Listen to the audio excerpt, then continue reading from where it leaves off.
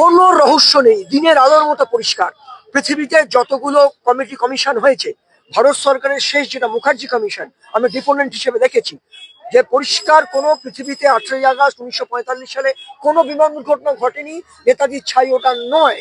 এবং সেই রিপোর্টটাকে তৎকালীন যে সরকার ছিলেন তারা ওটাকে রিজেক্ট করলো, কোনো 3 লাইনে রিজেক্ট করলো, বলছে অসম্পূর্ণ। আমার অনুরোধ ছিল একটা কমিশন যদি অসম্পূর্ণ হয়, ভারত সরকার করেছে, ভারত সরকারের দায়িত্ব তাকে সম্পূর্ণ করা হয়নি। আর যে তথ্য উঠে এসছে সামনে, একদম 100% নিশ্চিত, আপনারাও বুঝতে পারবেন কোনো রহস্য নেই, সব বেরিয়ে এসছে। ৭৭তম প্রজাতন্ত্র দিবসের সকালে এক অনন্য ইতিহাসের সাক্ষী থাকলো বারাসাত পুরসভার 10 নম্বর ওয়ার্ড। দেশজুড়ে যখন সংবিধানের প্রতি শ্রদ্ধা জানানো হচ্ছে, ঠিক তখনই বারাসাতের মাটি থেকে নেতাজি সুভাষচন্দ্র বসুর অন্তর্ধান রহস্য নিয়ে এক চাঞ্চল্যকর দাবি তুললেন বিশিষ্ট নেতাজি গবেষক ও লেখক ডক্টর জয়ন্ত চৌধুরী। তার সাফ কথা, 1945 সালে কোনো বিমান দুর্ঘটনাই ঘটেনি, তাই নেতাজির মৃত্যু নিয়ে অহেতুক রহস্য তৈরির জায়গা নেই। ও ছাই নেতাজির নয়।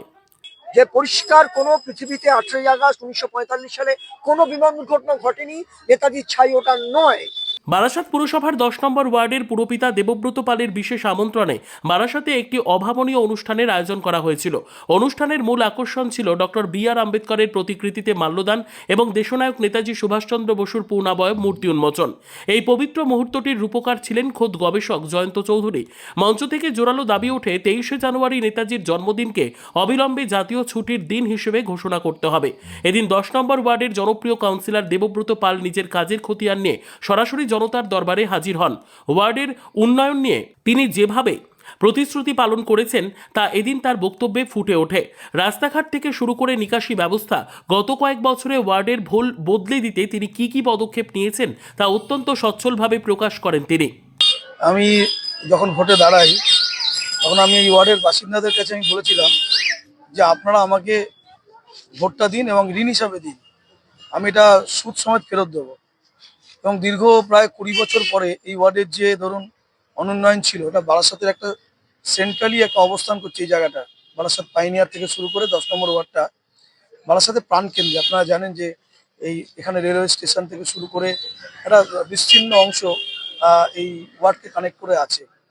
তো আমার একটা প্রতিশ্রুতি ছিল এবং দীর্ঘ প্রায় 20 বছর বঞ্চনার পরে 3.5 বছরে আমরা কিন্তু অনেক কাজ এখানে করছি এবং যেগুলো এতদিন হয়নি। এবং এখানে দেখুন আমাদের সাংসদেরও একটা প্রতিশ্রুতি ছিল।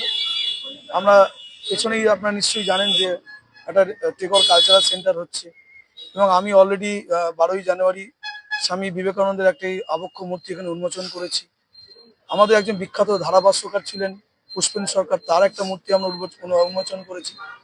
এবং আমরা 23শে জানুয়ারি আমাদের দেশনায়ক নেতাজি সুভাষচন্দ্র বোসের একটা আবক্ষ মূর্তির আমরা ভিত্তিপত্র স্থাপন করেছিলাম। এবং আজকে 26শে জানুয়ারি আমরা তার এই মূর্তিটি বিখ্যাত নেতাজি গবেষক ডক্টর জয়ন্ত চৌধুরীর হাত ধরে এবং আমাদের বারাসাত পৌরসভার পৌরপ্রধান সুনীল মুখার্জি সহ এখানকার সমস্ত আপামর অ্যাপলিটিক্যাল মানুষ যারা, সবাইকে নিয়ে আজকে এই অনুষ্ঠানটা এখানে অনুষ্ঠিত হচ্ছে। অনুষ্ঠানে উপস্থিত থেকে বারাসাত পুরসভার পুরপ্রধান সুনীল মুখার্জি দেবব্রত পালের এই উদ্যোগের ভূয়সী প্রশংসা করেন। তিনি জানান, একজন জনপ্রতিনিধি হিসেবে সাধারণ মানুষের আবেগ এবং এলাকার উন্নয়নকে যেভাবে দেবব্রতবাবু মিলিয়ে দিয়েছেন তা বর্তমান সময়ে এক দৃষ্টান্ত। সব মিলিয়ে প্রজাতন্ত্র দিবসের দিন বারাসাতের 10 নম্বর ওয়ার্ড দেবব্রত পালের হাত ধরে এলাকার উন্নয়ন এবং ইতিহাসের এক অজানা দিক উন্মোচনের সাক্ষী হয়ে রইল। Bureau report, digital news Bangla.